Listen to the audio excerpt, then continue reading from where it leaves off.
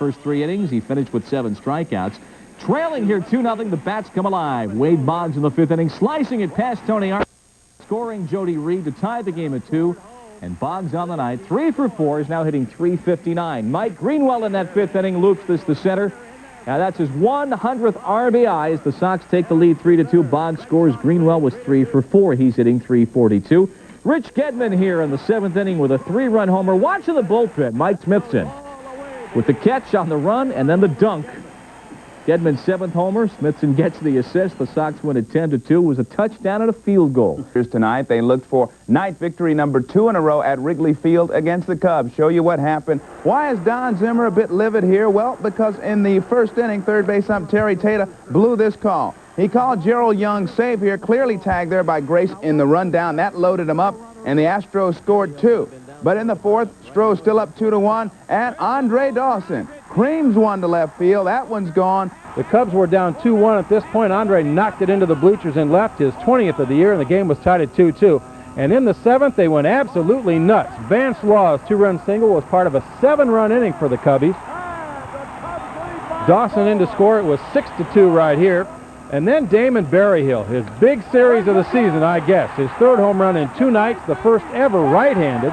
It was 8-2 right here. It ended 9-3.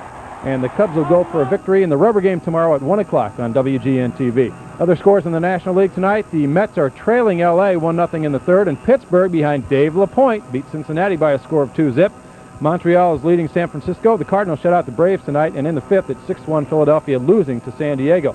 And the White Sox playing tonight at Toronto again and having some tough times up there. We should tell you that they played some pretty good defense. I think we should, and here it is. They were down 2-1 in the 2nd inning. This is Kelly Gruber way back to center, but Dave Gallagher ran it down. Not only saved a run, but wound up as part of a double play as they doubled Jesse Barfield off at first base. Fred Manrique could just throw it underhanded over there.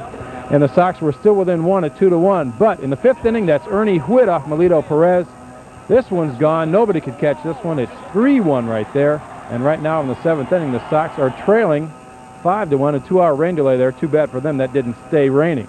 Other games. Pittsburgh's been dead at the plate, too, and has failed to make a crucial move on the suddenly vulnerable New Yorkers. And tonight the Bucks were home against the suddenly revived Reds.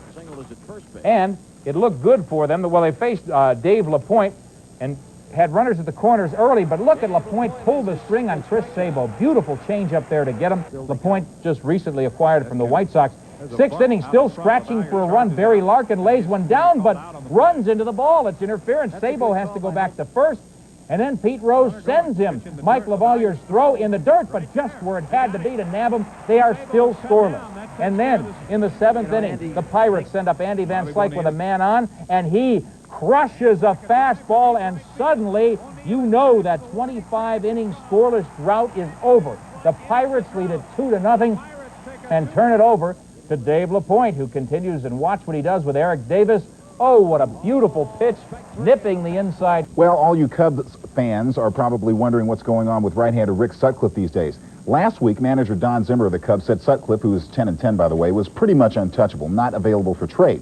This week, reports came out saying the Cubs were indeed shopping him and that Sutcliffe had submitted a list of 8 clubs he would not play for, wouldn't take a trade there. Well, today, Sutcliffe came out and said that it was his agent who made the inquiry, just checking on a clause in the client's contract. The whole schmear was just a misunderstanding, and he will stay put. Sutcliffe resting while his Cubbies hosted Houston today. Men on 3rd, and for Billy Hatcher, who grounds to 3rd. Gerald Young gets caught in a rundown between home and 3rd base. He finally dives. Mark Grace will try to tag him coming in, number 17. Young is ruled safe, and Don Zimmer, it goes out of his mind. He is livid. But as we saw in a later replay, he was indeed correct. The call was wrong. Now, at the top of the 2nd, Kevin Bass lines a shot to left, driving in Young and Rafael Ramirez. And it's 2-0 Astros. Damon Berryhill, this is the bottom of the 2nd. The catcher who has put Jody Davis out of a job hits a 2-run homer off reliever Dave Meads into the left field corner.